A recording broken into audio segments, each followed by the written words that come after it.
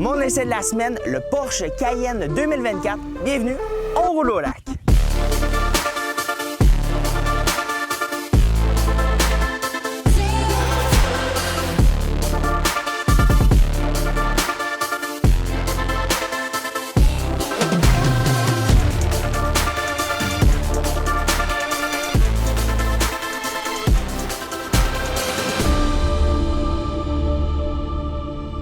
Cette semaine, j'ai décidé de conduire le Porsche Cayenne 2024. J'ai déjà fait la présentation de la précédente génération avant le facelift que l'on retrouve ici, qui vient bien entendu changer plusieurs éléments extérieurs et à l'intérieur. On vient ajouter une version, notamment la version GTS, et bien entendu, on va se concentrer tout de suite sur le point de vue du design. On vient renouveler les lumières à l'avant qui sont plus carrées, moins rondes que ce que l'on trouvait dans la précédente génération. Et on arrive aussi avec un style qui est assez massif sur le Cayenne. Et si on descend un petit peu plus bas, maintenant, on retrouve au bas ici, plusieurs configurations sont possibles bien entendu, mais dans le cas de la version ici, on vient ajouter plusieurs éléments de couleur noire, ce qui vient lui donner un certain style à la fois massif, mais aussi qui vient donner un très beau contraste en raison qu'on ait la couleur blanche ici. Les feux de clignotants sont ici. Au bas, on retrouve aussi un immense calandre dans le cas du Cayenne. On vient du côté de chez Porsche mettre beaucoup l'emphase en disant que c'est le gros 911. Donc, je ne suis pas très certain, mais on arrive quand même avec certaines similitudes que l'on retrouve sur la 911 et notamment lorsqu'on parle ici de la partie centrale au terme du pare-choc, on arrive vraiment avec quelque chose d'un petit peu plus haut de gamme. Et lorsque l'on parle du capot, dans le cas de la version ici, on a une bosse au centre qui vient lui donner un aspect assez sportif. Lorsqu'on parle du côté du Cayenne, on a quelques changements, mais ils sont très mineurs. Bien entendu, on a des lignes qui sont très droites sur ce véhicule-là, assez épurées, et on vient aussi mettre l'emphase sur des bosses sur ce véhicule-là, comme on retrouve dans une majorité de modèles de la gamme. Dans le cas de la version à l'essai, on vient retirer l'entièreté des plastiques noirs non peints pour venir faire place au plastique peint. Je trouve personnellement que ça lui donne un style un petit peu plus haut de gamme. Bien entendu, il y aura possibilité dans le cas des versions d'entrée de gamme d'obtenir des plastiques et les bas de caisse en plastique non peint. Mais bien entendu, on va se le dire, c'est beaucoup plus beau comme ça. Et lorsque l'on parle du côté du Cayenne, deux types de carrosseries sont disponibles. La première est disponible, c'est la version conventionnelle, un VUS, tout ce qui est de plus normal. On peut aussi obtenir une version coupée qui sera légèrement plus chère en termes de prix. Et bien entendu, ça vient lui offrir un style un petit peu plus sportif et on voit ça de plus en plus du côté des autres manufacturiers, notamment du côté de chez BMW avec le X6, du côté de chez Audi aussi avec le Q8, SQ8 en version Sportback. Bien entendu, dans le cas du Porsche Cayenne, j'aime beaucoup les contours d'ailes qui sont en superposition. Dans le cas de la version ici, on est allé ajouter une multitude d'options, notamment jantes de 21 pouces qui viennent lui donner un style soit sportif et un petit peu plus haut de gamme aussi. Les lignes du Cayenne, on n'a pas renouvelé complètement le modèle, mais on est venu ajouter plusieurs petits éléments qui lui donnent quand même un style à la fois massif, mais qui vient aussi faire un rappel aux multiples modèles qui se retrouvent dans la gamme Porsche. Je pense notamment à la 911 avec les lignes à l'arrière qui sont très bombées, ce que j'aime personnellement sur le Cayenne. On aura des pneumatiques qui seront très larges sur ce véhicule-là, qui vous permettront quand même d'avoir une très bonne tenue de route. Et on vient ajouter la version GTS qui sera munie du V8 4 litres biturbo, donc une grosse ajout pour le Cayenne qui sera disponible en version coupée ou en version VUS conventionnelle. On connaît l'engouement du GTS dans le Macan et je me doute bien que ce sera de même pour le Cayenne. Lorsqu'on parle de motorisation, 4 sont disponibles. On commence avec le V6 3 litres turbo compressé qui développe 348 chevaux que je mets à l'essai cette semaine. On a aussi une version hybride, donc le même V6 3 litres, mais qui est jumelé à une hybridation qui nous permettra d'avoir une puissance qui sera bien entendu plus intéressante que ce que je retrouve ici et on obtiendra 32 km d'autonomie en 100% électrique. Si on monte encore une fois, on peut obtenir le 3,9 litres et la dernière motorisation qui est disponible, le V8 4 litres biturbo, qui vous offrira une sonorité mécanique qui est fort intéressante aussi et qui sera dans les versions les plus cossues de la gamme, notamment une version Turbo GT, qui reste une version que j'ai vraiment hâte et que j'espère pouvoir essayer un jour. Lorsque l'on parle du design à l'arrière du Porsche Cayenne, on retrouve tout de suite la signature lumineuse qui part d'un côté et qui se rend jusqu'à l'autre, que j'aime beaucoup. L'inscription Porsche s'y trouve au centre, donc ce qui vient lui donner un aspect prégnant. Dans le cas de la version coupée, on vient ajouter le becquet qui viendra se relever lorsqu'on arrivera à une certaine vitesse sur l'autoroute. Et bien entendu, l'aspect coupé vient lui donner un style très trapu à ce véhicule-là. Et on vient ajouter aussi le becquet à l'arrière qui vient lui donner un style très sportif. On n'a pas un design qui est très droit sur ce véhicule-là. On a beaucoup de lignes, on a des formes qui sont très arrondies, notamment les ailes sur le côté. On a ici sur le coffre ce que j'aime beaucoup. Au bas du pare-choc, on remarque 3 éléments. Le premier, c'est les pots d'échappement qui sont réels. On retrouve aussi le bas du pare-choc qui sera de couleur noire pour faire un rappel au contraste que l'on retrouve un petit peu partout sur le véhicule. Et on retrouve aussi un attache-remorque qui nous permettra de remorquer jusqu'à 7700 livres, autant avec une version conventionnelle qu'avec une version coupée. Donc ça reste fort intéressant. Et c'est lorsqu'on parle de sa capacité cargo que là, la version coupée vient perdre beaucoup d'intérêt. Lorsqu'on parle d'une version conventionnelle, 637 litres pourront être mis à bord. Lorsqu'on parle d'une version coupée, bien là, on passe à 434 litres. Donc bien entendu, ça vient réduire considérablement l'espace. Mais bien entendu, lorsqu'on fait l'acquisition d'une version coupée, c'est plus pour son style que pour son espace. Maintenant qu'on a fait tout le tour du véhicule, on va maintenant se retrouver à l'intérieur pour en discuter. Et lorsque je prends place à bord du Porsche Cayenne 2024, j'ai mentionné à l'extérieur les multiples changements qui ont été faits au niveau cosmétique, mais à vrai dire, c'est à l'intérieur que ça se passe. Lorsqu'on parle de la planche de bord de ce véhicule-ci, on arrive avec quelque chose qui est beaucoup plus esthétique que par le passé. On a quelque chose de beaucoup plus technologique aussi. On retrouve l'écran d'instrumentation qui nous permet d'avoir toutes les informations dont on a besoin et qui est très configurable aussi. On pourra retrouver la carte, les compteurs de vitesse, bien entendu. Toutes les informations dont vous avez besoin se retrouvent dans cet écran-là. Ce qui est intéressant aussi de savoir, c'est lorsqu'on se déplace au niveau de l'écran d'infodivertissement. Le système Porsche est surtout très facile à utiliser. Lorsqu'on appuie sur un bouton, ça ne prend pas 10 minutes à ouvrir, c'est super rapide. Donc, on va appuyer sur un certain menu, on va avoir accès directement et ça, ben, j'aime bien ça. Et on retrouve tous les menus directement dans l'écran. On n'a pas besoin de rechercher dans des systèmes ou dans des dossiers. Donc là, on retrouve directement tout ça et ça fait très bien le boulot. Si on se déplace encore à l'extrémité, on peut retrouver du côté passager finalement un petit écran de 10,5 pouces qui sera disponible en option. On voit ça de plus en plus du côté des manufacturiers, pas seulement que du côté de chez Porsche, mais par exemple du côté de chez Jeep, on l'offrait et une multitude d'autres manufacturiers l'offrent. Bien entendu, c'est une option qui est superflue, je ne crois pas que c'est très pratique, mais on arrive quand même avec quelque chose de plus. On a redessiné complètement la console centrale et à vrai dire, ça fait un bon travail. On arrive avec le système de climatisation qui se retrouve dans cette console-là avec tous les réglages par rapport au siège, donc pour régler le banc chauffant et ventilé qui sera en option, ça aussi. Donc ça va se retrouver dans cette console centrale-là et ça fait très bien le travail. On retrouve des boutons qui sont à la fois physiques et à la fois tactiles. Donc vous aurez à appuyer sur un bouton, vous aurez le panneau qui va bouger et vous ressentirez aussi une certaine vibration. Donc, vous aurez presque l'impression d'avoir un bouton qui sera physique. Et ça, je vous dirais que ça m'a beaucoup plu.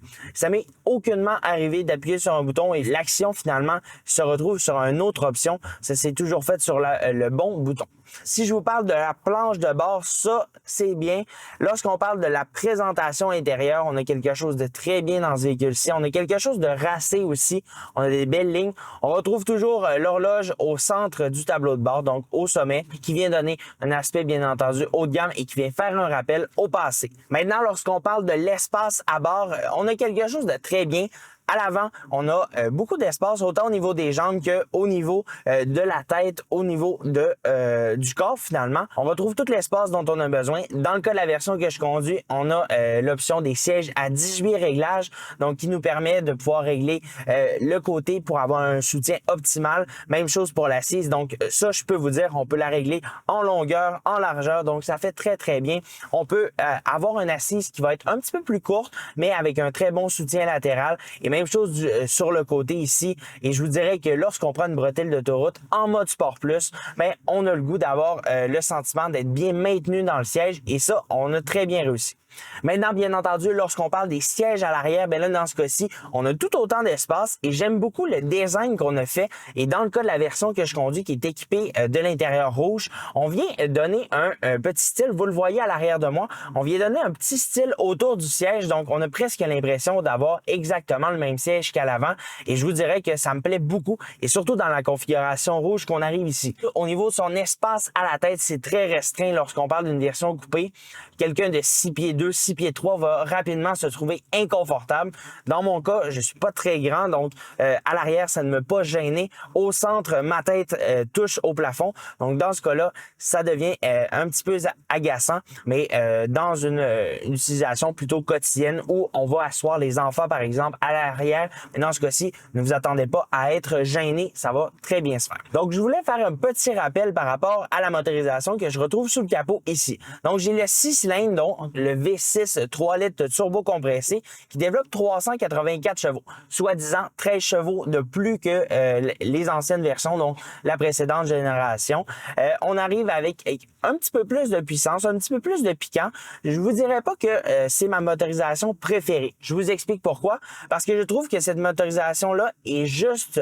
Donc, on n'a pas trop de puissance et on en manque un petit peu même. Bien entendu, ça vient régler tous les problèmes du quotidien. Vous aurez amplement de puissance pour embarquer, débarquer de l'autoroute, faire un dépassement. Il n'y aura aucun problème. Le 13 chevaux supplémentaire vient faire quand même, lui, une bonne différence, mais je trouve personnellement qu'il manque un petit peu de pep avec ce véhicule-là. Vous allez ressentir parfois que vous aimeriez ça, avoir le petit le V8 sous le capot. Et dans ce cas-ci, lorsqu'on parle du V6, ben, il y a un petit quelque chose qui est manquant. Et à vrai dire, ben moi personnellement, c'est un petit quelque chose que j'aimerais beaucoup, d'avoir un petit 50 chevaux supplémentaires ou la sonorité mécanique, bien entendu. Et je vous dirais que la sonorité mécanique est un point qui est un petit peu plus important pour moi, parce que dans le cas du 6 cylindres que l'on retrouve ici, la sonorité mécanique, ne vous attendez pas à avoir énormément de plaisir avec le son. On entend majoritairement la motorisation et après ça, on n'entend que très peu le système d'échappement. Donc, si vous voulez une sonorité mécanique, bien entendu, vous allez pouvoir aller dans les options et choisir un système d'échappement ou une motorisation qui sera différente de ce que je retrouve ici, en raison que la version que je conduis est une version d'entrée de gamme équipée d'une multitude d'options, mais bien entendu, on l'a bien équipé à son bord et il manque seulement que la sonorité mécanique pour en faire un véhicule qui est presque parfait. Et bien entendu, lorsque j'ai parlé de la motorisation 384 chevaux, c'est pas une motorisation et une puissance qui est négligeable. Je dois quand même faire le point. On a une puissance qui est très bien, mais ce qu'il faut savoir, c'est que le véhicule que je conduis, un Cayenne, c'est déjà un véhicule qui est très lourd. Donc, on ressent rapidement que la motorisation est tannée. On n'en a pas assez. Donc, on a quand même une motorisation qui fait bien le boulot, mais encore une fois, en raison du poids du Cayenne, je trouve qu'il en manque un petit peu et c'est le point pour lequel je choisirais personnellement le V8 ou même une motorisation e-hybrid pour obtenir 32 km d'autonomie, mais c'est vraiment pour la puissance que j'irais personnellement. Lorsqu'on parle de confort à bord de ce véhicule-ci, on a quelque chose de très bien dans le Cayenne. On peut régler à peu près de la manière que l'on souhaite la suspension. Dans le cas actuel, je conduis en mode normal, donc ce qui vient offrir la suspension la plus confortable. Si on veut avoir un petit peu plus de robustesse et de sentiment de sportivité, ben on peut aller en mode Sport Plus, qui va nous faire ressentir presque l'entièreté des défauts de la route. Dans le cas de la version Cayenne coupée de base, on aura des sensations et une suspension qui va être un petit peu moins dure, un petit peu moins ferme que ce que l'on peut retrouver par exemple dans une version tout équipée, une version GTS ou par exemple une version turbo, bref, tout ce genre de version-là où on aura vraiment tous les sentiments de la route. Ici, bien entendu, on est allé vraiment faire une bonne différence entre chaque élément. Et dans ce cas-ci, ben, je vous dirais que personnellement, je trouve ça très amusant de pouvoir régler la suspension de la manière que l'on souhaite. Dans le cas ici, ben, j'ai réglé la suspension en mode Sport Plus. Donc, on a vraiment le petit sentiment de pouvoir ressentir chaque élément de la route. Et personnellement, ça, c'est quelque chose qui me plaît. Maintenant, pour conclure, il faut que je vous parle de prix quand même du côté du Porsche Cayenne 2024. On arrive avec un prix d'entrée finalement du Cayenne qui va être dans les alentours de 90 000 $. Bien entendu, lorsqu'on achète un Cayenne, ne vous attendez pas à ne mettre aucune option parce qu'un Cayenne sans option, il en manque beaucoup. 125 000 $ qu'on termine la facture de ce véhicule-ci. Il y a plusieurs options qui sont possibles d'être ajoutées et il en reste encore un nombre innombrable. On peut par exemple avoir le toit en fibre de carbone en vitre comme je retrouve ici qui n'est pas ouvrant, ou on peut avoir bien entendu le toit panoramique ouvrant. Donc, des options, si vous en voulez, c'est possible du côté du Cayenne d'en ajouter. Mais encore une fois, il y a possibilité quand même de faire un grand choix et bien entendu de choisir la bonne version parce que ce n'est pas toutes les versions qui s'accordent bien à vous. Et dans le cas d'une motorisation V6, personnellement, j'irais peut-être vers une motorisation un petit peu plus puissante que ce que je retrouve ici. Dernier élément, c'est qu'est-ce que c'est un Cayenne et est-ce que ça vaut la peine? Bien, le Cayenne, c'est l'un des plus vieux produits de la gamme du côté de chez Porsche. Bien entendu, on a plusieurs autres éléments, notamment la 911, mais le Cayenne est un produit qui est connu, qui a fait ses preuves au courant des années et qui demeure un produit fiable et qui est durable dans le temps. Le Porsche Cayenne arrive avec une multitude d'éléments, dont sa face avant qui est assez distinctive et on arrive à l'extérieur, lorsqu'on croise quelqu'un, on va savoir qu'il s'agit d'un Cayenne et non d'un autre VUS de la gamme Porsche et à vrai dire, c'est quelque chose qui me plaît personnellement.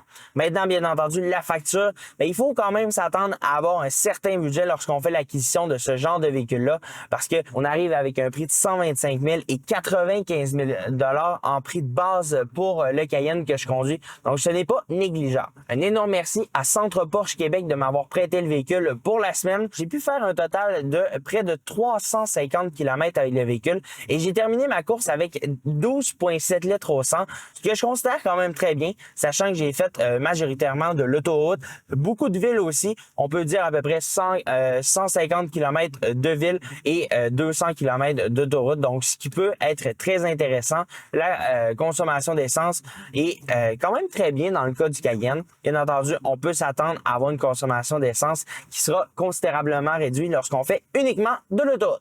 Sur ce, je vous invite à aller faire un tour sur tous nos médias sociaux, Facebook, YouTube, Instagram et TikTok. Et je vous invite aussi à aller faire un tour sur onroulolac.com dans lequel vous retrouvez l'article complet de ce véhicule. Sur ce, bonne semaine. Bye bye.